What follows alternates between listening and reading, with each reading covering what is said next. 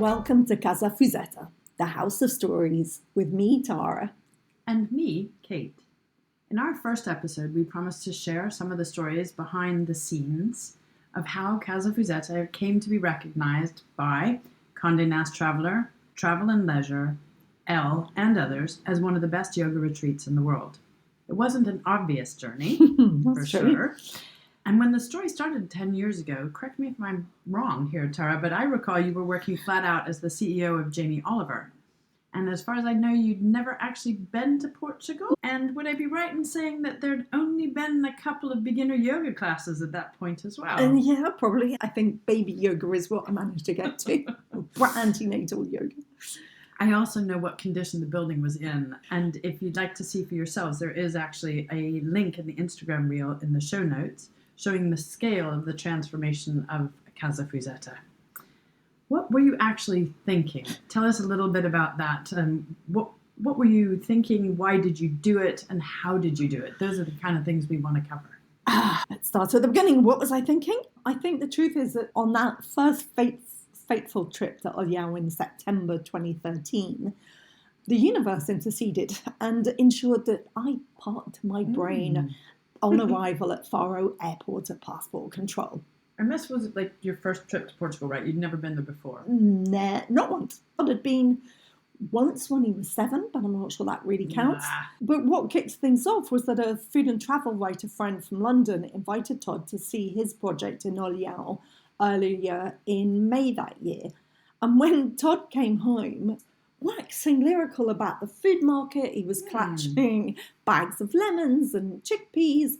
I should have known then that something was up because he hates chickpeas. I've never seen him eat a chickpea.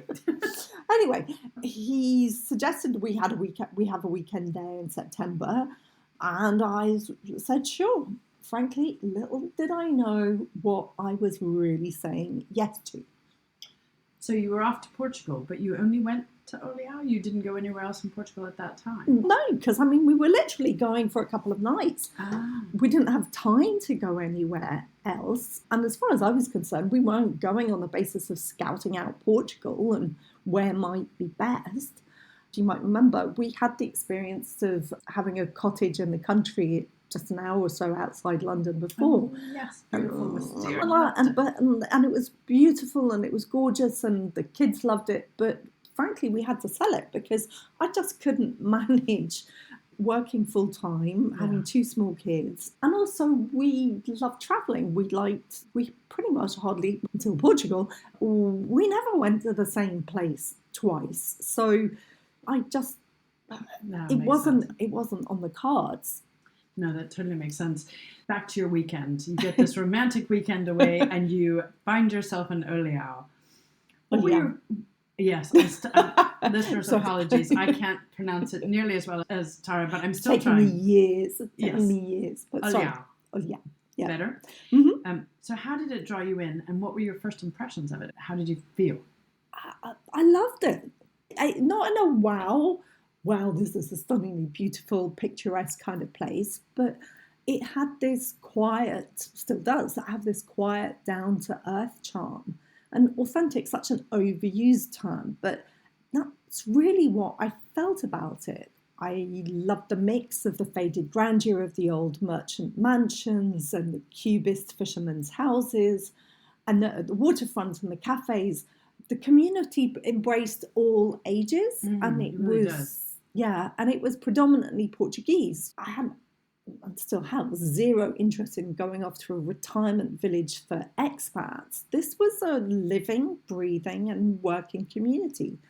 And although it was clearly still really suffering from the aftershocks of the 2008 and the economic crash, and the town was, to be fair, pretty down a hill, there was still this really strong sense of quiet pride and confidence amongst the people that you just go, you felt welcome, but at the same time, no one was going to be subservient to you. And frankly, that attitude, that's me. I really that appeals. That appeals. And I suppose I also thought, it can't get any worse, so things can only get better. And you're absolutely right. And boy, haven't they. It's been extraordinary for me over the time that I've been lucky enough to go to witness the transformation of Olhão. In fact, you said to me the other day, people often overestimate what they can do in a day and underestimate what they can do in a decade. Yeah. And actually, that's true of the town itself. It's pretty extraordinary. Every time I've come to visit, there's another part of the city that's been beautified. Things have been added. For example, the public gardens and the waterfront. All the restaurants keep raising their game slightly. There's new furniture. There's better lighting. There's new menus. There's new shops. It's a rejuvenation. Yeah. Yeah, and I suppose as a foodie at heart, what I love is that actually, who knew at the time, but it now transpires that also Olhão is recognised within the whole of certainly the Eastern Algarve, if not beyond, that Olhão is the foodie place. And it's not just because the markets are big and impressive, the fish and the produce are amazing, and, you know, the restaurants are just fantastic. They're all family owned. Everybody's, and as you say, everybody keeps raising their game, but it's also affordable and accessible. And I love the food. Yes, I'm sure we're going to come back to that. And running away with ourselves a little bit, but one of the things that always strikes me, and I always get lost in this wonderful town, how did you feel finding your way around Olhão? It can be difficult to navigate. It certainly isn't the easiest place, but I love that. And even on our very first visit, I actually found it super easy. I don't think I've ever once got lost, even despite all these little side streets and dead ends and alleyways that you're not quite sure where they're going. One of my other friends who came out in the early days, she says, the way you know your way around here, she was quite convinced. I've lived a life in Olhão before, but that would make sense, having seen you navigate it for sure. But I must say, I do love getting lost there when I do. It's a brief moment and a really enjoyable one. So, but going back to the house, what were your first impressions of that? It was quite a sight to behold, right? Yeah, when I look back now and I look at the photographs, I just don't know how I didn't run a mile there and then. But I suppose, again, it's all down to feelings, and I somehow recognised the pull that was calling to Todd. And just even before we'd been inside, on the outside, on the facade of the house, there's a plaque in honour of Dr. Carlos Fuzetta, who's the man who originally built the house. And I now know that it's actually only one of a couple of houses in town that has a plaque. And what does the plaque say? It says that Dr. Fuzetta was a doctor of law, doctor of medicine, just like my darling husband. And he was an advocate for the rights of the local fishermen, but he was also a philosopher and a philanthropist, all of which, of course, echoed with Todd. And not least because, apart from the barristering, the counterbalance the work, for the last 20 years, he's definitely been on what we'd call a spiritual journey. And so that spiritual journey obviously had an impact on Johnny in terms of the house, because I remember you guys coming back and both of you describing that he just had a very strong pull towards the house. And did you feel the same? Did you feel that same sense? I definitely recognised the immediate connection to the house that Johnny had. I said yes again. You said yes to going in. I said yes again and yes to going in. Although, truth be told, actually we could only access a small part of the building because most of it was occupied by squatters with big scary dogs. Wow. But the part actually that we could get into was what you would recognise from the photographs where we've got this chapel-like structure with stained glass windows, and what I normally refer to the meditation room, or Todd would describe as the sanctuary, which is in the heart of the house. With beautiful stained glass windows. It is, and it is now a really special space. But what is extraordinary is that even at that time, on our first visit, even though the house was in, oh my God, the state of the house was horrific. Literally every animal, four-legged and two-legged, had done their worst over decades. You walked into this space and there was peace. Wow. And there was just this extraordinary sense of calm and protection. And I think, yeah, that is probably where I really fell under the spell of the house. Beautiful.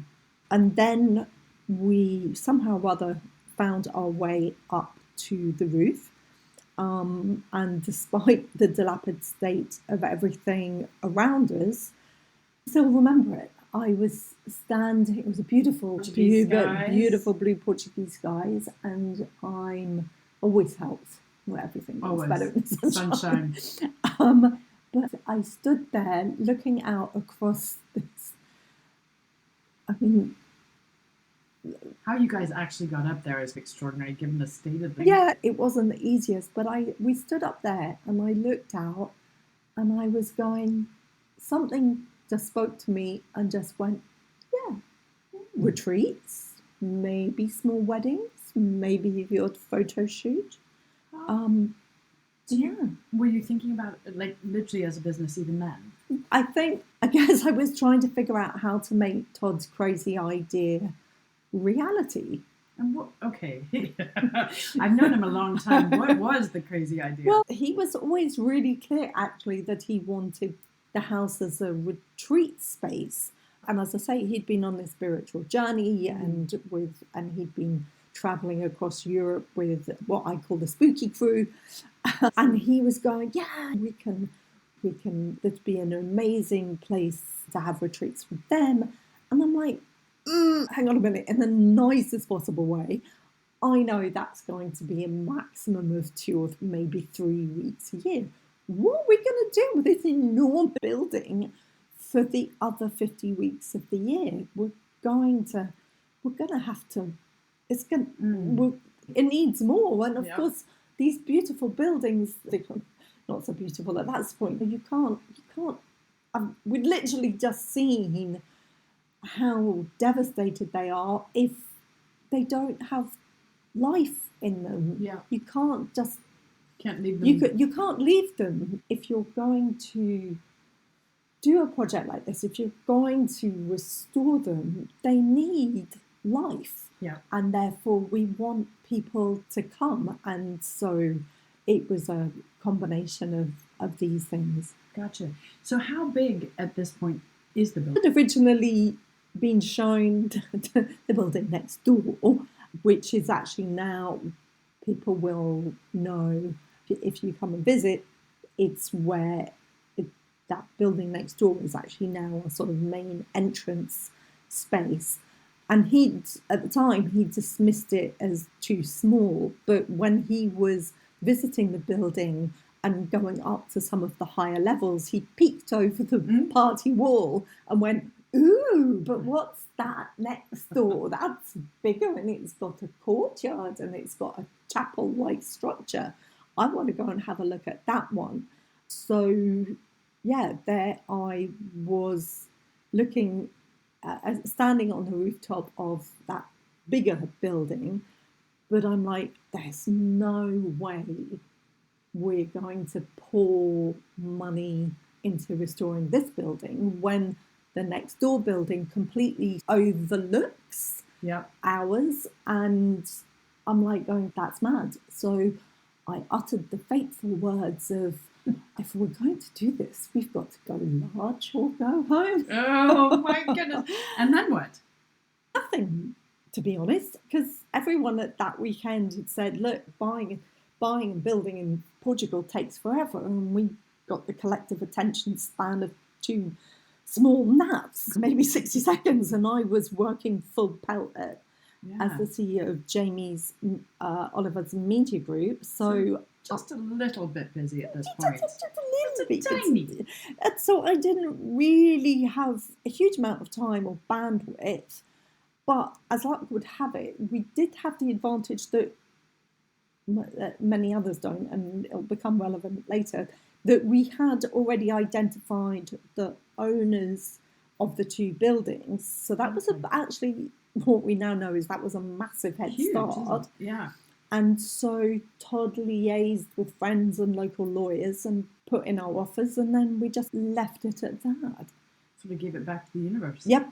And if my memory serves correctly, actually things moved pretty darn quickly after that, right? Yeah, from the point of view of chronology, that first visit to Olhão was, I think, at the end of September 2013, and it's only a couple of months later. It was late November, maybe early December.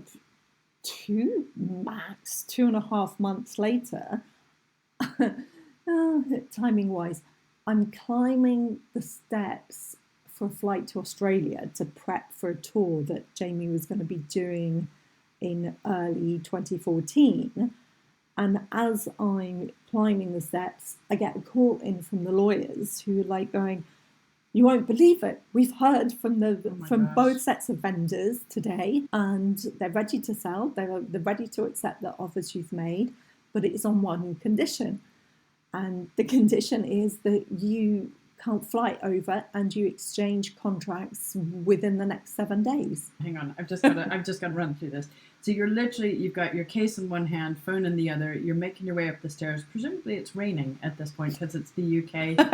And something go big or go home. You're now going someplace else, and you've got to turn this around, sign everything, and do it before Christmas. You've got like literally a week. Yeah, but actually, I'm, as you all know, you're about flying to get on the flight to Australia. Which is how long? Remind me again.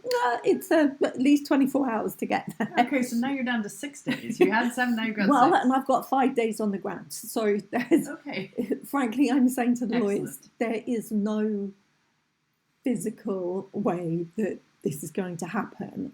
And unreasonably, she goes, "What about Todd?" Yeah. And I'm like, "No." Indeed. Okay, I will. Let me see if I can get hold of him, because he tends to think that the mobile phone only works one way, which is when he's trying to get something from me. Anyway, for probably one of the first times in his life, he does actually pick up the phone first time. And as the plane doors are closing, his words were, "Well, actually, my case for tomorrow has come out of the diary, so I don't need to be in court. I can fly out tomorrow." And so by the time I fly home, by the time I fly back from Australia, he's signed the contracts, and we are now the proud owners of two, if not dilapidated, certainly seriously run down buildings, of which actually we'd only seen a small part. Wow, that is incredible. It's mental, actually, when you think you weren't together doing it. 2, everything came together and enabled him. Because, am I right in this, that cases are put into the diary a long time in advance? So to have that free up just at that particular moment, a little bit like seeing a rainbow? Yes, no, it's not quite that rare, but it is unusual for something to come out of the diary that late in the day. Yes, I think the little impish angels were doing their thing. Fantastic. And then, yeah, a few weeks later, it must have been after Christmas, I think maybe late January, February, there was a time limit for when, particularly me, because Todd had signed on my behalf for the exchange of contracts, but I had to go over to validate it and for the completion. And that was then, it was only after that, of course, we actually got to go inside and see what you got. Oh my God, what were we thinking? Such a thing as buyer's remorse at this point? I think I knew it was going to be bad because what we'd seen was bad. But this was better. Yes and no. The squatters, I'm not quite sure how that worked, but the squatters had left. But let's put it this way, they had literally taken anything and everything that they could. They were literally down to having crowbarred the last stone off the steps of the outside staircase. Oh my goodness. But in a way, actually, I thank them for it, because there are other friends who have since taken on the renovation of some of these big old merchant houses, and their properties, it just felt like they took a key, opened the door, and there was this property that had been untouched. There were obviously layers of dust, but they'd been left untouched. And I don't think, like a time warp. It was literally this sort of time capsule thing. And I don't think I could have. I'd have felt compelled to keep what was there, but because the squatters had damaged literally everything, we got free reign to start again. Yeah, pretty much. Which you absolutely did, and in a way that I always feel sympathetic to the environment, but definitely breathing a new life into the house and giving its heart and soul back, its beating heart back in a different way. And you absolutely did breathe new life into it. In fact, you didn't just stop with the 2 buildings you'd bought originally, is that correct? No, we put in our offers for the first 2 buildings because I think instinctively I knew that they belonged together and needed to be reunited. And in fact, once we got in, suddenly we kept on finding all of these old doorways between them that had been bricked up over time. But yeah, the sort of, why did we need more? Well, more. And more. Because that fateful day standing on the rooftop, and I think I just assumed that at the back of the house, which were old warehouse spaces, and that there wouldn't be anything interesting down there, and it could be a service area for washing machines, air conditioning units. It just goes to show how little I knew back then. But fast forwards, we get in and I see the space and I'm just like, ooh, okay, rethink. Need to pivot on our thought process because this space, this architecturally, had extraordinary potential. And therefore I was like going, and I'd been learning a little bit more about what we were likely to need if we were going to do a retreat space. Okay. And therefore I was thinking, we're going to need more space. So once again, it was go large or go home. No, go larger. And how did Johnny feel about that? He's always happy for more. So I'm thinking, where to? But as it happened, literally next door, there was a sliver of a building that was in a really bad condition and occupied by one of the local drug dealers with both a hoarding issue and a big scary dog. Oh.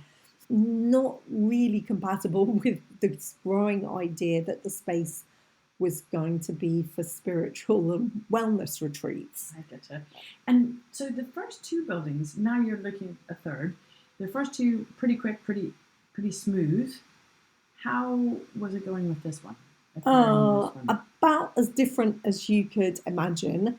And this is where we really came across the challenges that everybody had talked about on our first visit. So much so we had to hire a specialist lawyer who could track down who owned the building. And it turned out it was about 16 different descendants of original owners. They were scattered around the world. Most of them didn't even know each other, let alone that they had an interest in a building in Olhão. And Todd always joked that they weren't double-barreled, they weren't even triple-barreled, they were quadruple-barreled. And I think they thought, oh, look, lucky us, there must be some very grand estate. Yeah. And we had to sort of send them photographs to show that no, and persuade them that no, they needed to knock a few noughts off the first number that they thought of. So not easy to coordinate, to bring back to reality, just a much tougher journey. Yeah, and as it happens, we had some of Todd's spooky crew coming to visit and see quite what we were doing. What you got yourselves into. Yeah, what we got ourselves into, and they were also tapping into the energy of the house and trying to sort of get rid of some of the bad energy that may have been there and try and find that's true too, and to identify their problems. And actually what was really nice is that I think before they came out they were really worried. They were really worried about what we'd done. And then when they arrived, they were just like, oh my God. Obviously, their sensible heads were like, oh my God, what have you done? But their energetic spiritual side was like, oh yay, wow. This is really exciting. But we were walking around the house trying to assess, as you say, was there any stuck energy? What did we need to do? And we were talking to them about the challenges that we were having next door. And on the first floor, I'd already envisaged, a little unusually, that's where the kitchen should be, so that we could then really open up straight onto the kitchen terrace. I was like, it sounds so spoiled, but it was just that little bit too small. And at the time, there was this... Go large or go home. Yes, sorry, recurring theme here. Yes. And so at the time, there was this sort of odd lean-to kind of space there. And at the on the back wall, basically between us and the building that I had my eye on, or the space anyway that I had my eye on, there was these huge tigers, brightly coloured tigers that had been painted on the wall. Think Tiger Balm, Singapore, enormous and huge and really brightly coloured. And aggressive looking, kind of just a little bit scary? Well, sort of. We're like going, they're guarding the wall. Get the builders to paint them out because they're blocking you from going through. The builders thought we were at that point. Well, it was just the first, I think, of many times when they thought we were completely bonkers. Because they're like, why on earth are you going to get us to paint? Which was potentially going to come down at some point, or would it? But it was only going to come down, actually, if we managed to get through to the other side. They painted it. And lo and behold, pretty much a week later, the lawyers called us to say we've tracked down enough of the descendants to be able to get the court to agree that those that we had tracked down could sell to us. We agreed a price and the building could be ours. So we were on our way again. But not quite smooth sailing, was it? At that point, we were the owners of 3 dilapidated buildings in a country we still frankly didn't know, definitely couldn't speak the language, and still at that point probably knew 3 people in town. And of those, we thought one of them was going to be our architect. But to cut a long story short, we fell out. And so we found ourselves on our own. Okay, wow. Daunting, to say the least. And I'd imagine you have your hands full with all of these buildings thinking, I'm relying on this person, and now what? Now what? How did that feel? I mean, that weekend when it all fell apart, I think, frankly, was traumatic. I remember Todd and I were in shock and going, oh my God. Now we would literally felt adrift and really upset. But benefit of time, actually, it was, in retrospect, the best thing that could have happened on multiple levels and at the best time, because it gave us freedom. It gave us freedom to do what we wanted to do, unhindered by sort of other restrictions, which I just know there would have been if we'd stayed on the original track. It's interesting, isn't it? You talked earlier about the squatters giving you that freedom by removing the elements that would have constrained you. Then you remove an element, the tigers, that did constrain you, that takes you to the next place. Yeah. And then your architect lets you down where you think you've got this sort of plan in place. And in so doing, again, frees you up. Through that adversity, you get that freedom to try something else and to really go with your heart and go with your gut and do what you want. That's interesting. And then you found, is that right? You found local architects after that. Yeah, no, again, we were incredibly lucky. The stars aligned. A friend of James and his former partners was living with us at the time.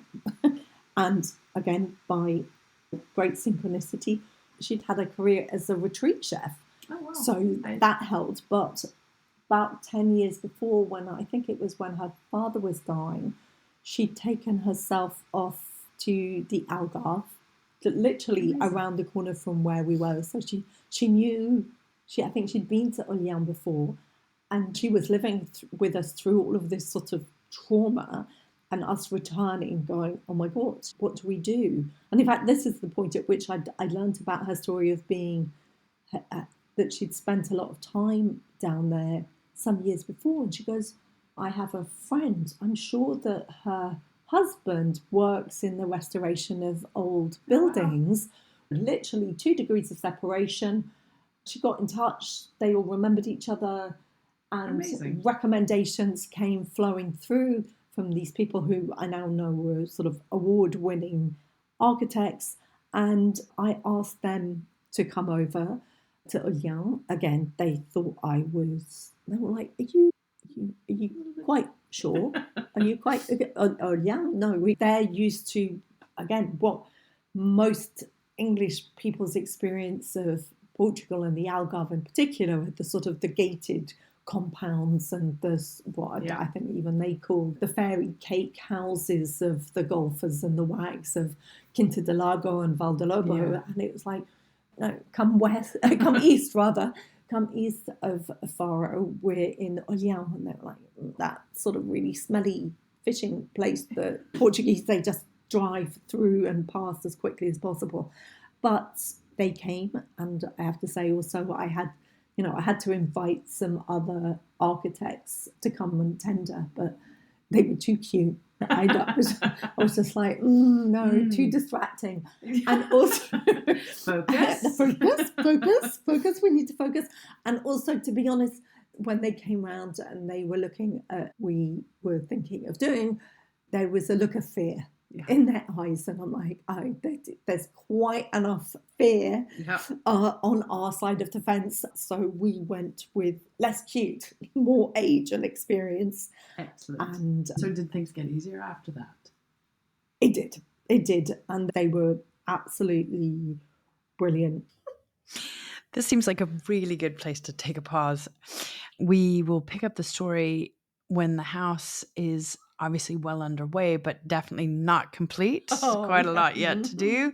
But there's a clock ticking. Obviously, Johnny's invitation for a group of people to come is a hard deadline you've got to meet. And to persuade all of the other and the builders absolutely they need to meet. Oh my God, yes. So keeping that momentum up and being very aware of that, you also start to really truly tap into that mantra of trust and look outward and begin to engage with the community around Casa Fuzetta and the energy, so that you're starting to think about the future and the life beyond the building work. Oh, yes. And that was quite, listen to the next episode. Absolutely. For this episode, if you'd like to see what crazy things we were doing, and it was more than a lick of paint, you will find a link to the Instagram reel that I created to show sort of it step by step, not entirely, it was 30 seconds, but you'll get an idea of the scale of what was involved. And I've also included details and links to the architects and the interior designers that we were working with. And if you want to go to the next level, there are links to Pinterest, which was an amazing tool for Toddy and I find a visual language to identify and communicate with each other and with the teams about what we liked and what was inspiring us. And you can find in there effectively the sources and the inspiration as well for your own projects.